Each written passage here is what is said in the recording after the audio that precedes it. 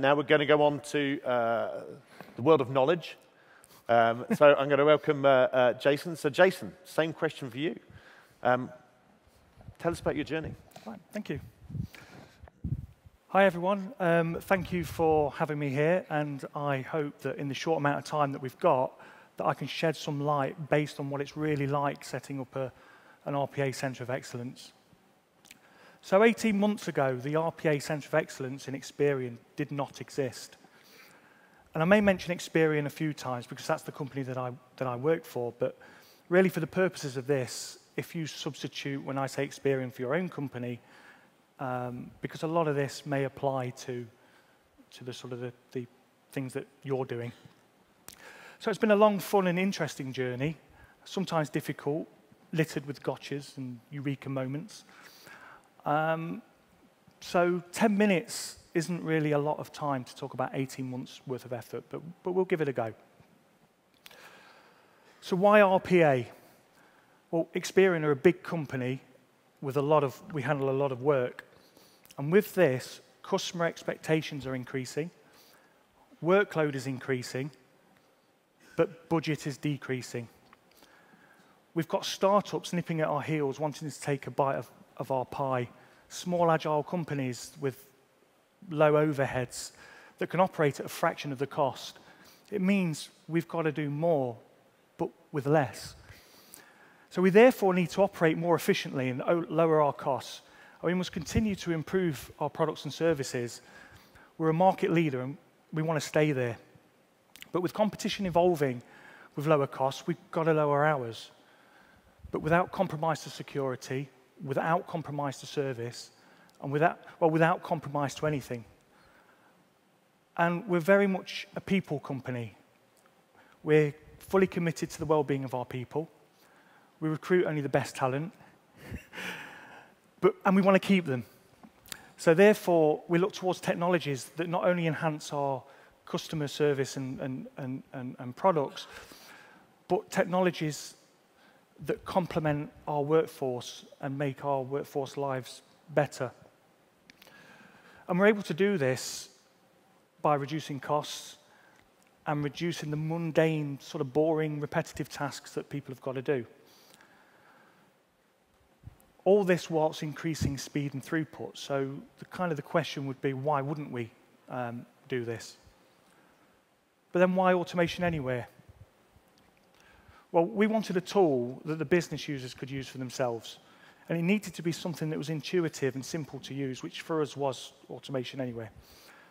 But we do need to be careful. We're given such a powerful tool to decentralize users. We've got to be careful. So we set up our Centre of Excellence. But in order to set up the right model, you have to think about a lot of things. It's not just a case of installing the software and giving it to somebody. A lot of thought needs to go into the design of the service. So as a global, highly regulated company, special care needs to be taken regarding regional legislation and security. Whilst our security and practices exceed such requirements, it does add complexity when setting up a new service. And there are many areas to consider. So in terms of time, I'm just going to give you a high-level overview, and then I'll drill into one specific area, just to kind of give you an idea of the depth of thought that you need to go into. So high-level areas include, but aren't limited to what's on the board. So we've got security. How will we maintain security? How will we secure the environment, restrict access, set up accounts, set up roles, etc.? Expectations. How quickly is all this going to be implemented? What are the expectations from users? What's the expectations from the business? Is the fear, excitement, terror, compliance? Experian are global. So what about local and regional regulations, not just FCA and GDPR? Quality.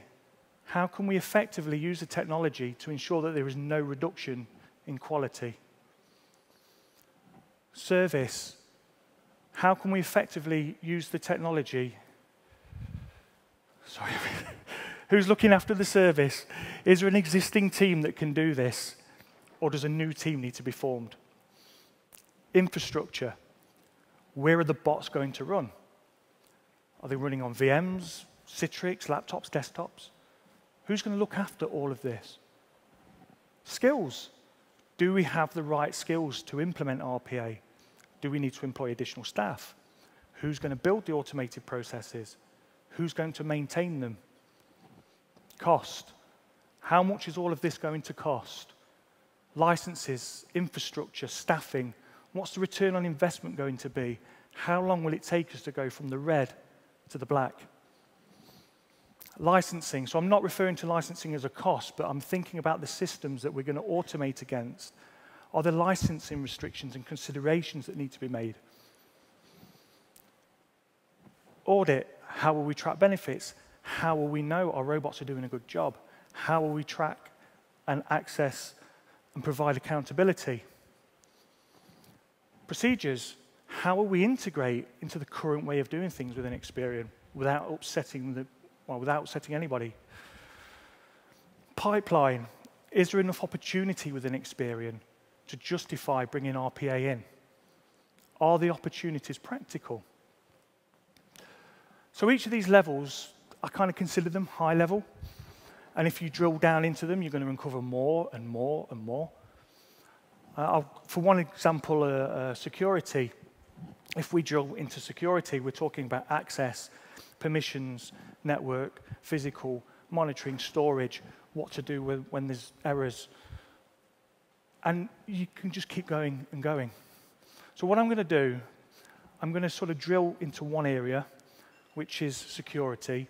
I'm going to look at one element of security, which is access. And I'm going to look at one aspect of access, which is accounts. So I'm highlighting just one area in the hopes that it shows a sort of level of detail and thought that you need to think about when setting up a Centre of Excellence. As RPA accounts, they have both elements of a system account and a user account. And this was uncharted territory for us, because they're system accounts running unattended automation, but require user-level access to systems. This meant many months of long and complex meetings that took place with security, took place with the individual system owners, because everybody's responsible for security, and nobody wants to be the one who breaks that. We take it seriously. So, how are they stored? How are they accessed? Who has access? What level of access do they have? Should they expire? If they expire, how are they changed and updated? What systems can they access? How is access audited? Who is accountable for access? How can I tell if an account is compromised? Why am I running out of fingers? Who, why, where, when? The list just goes on. So I'm not going to answer these questions here. It's a really big topic, and it took many months to sort out. But it's important to take this lesson to understand that one small element of the overall service can be long and time-consuming to overcome. Despite all the hard upfront work, the result is definitely worth the journey.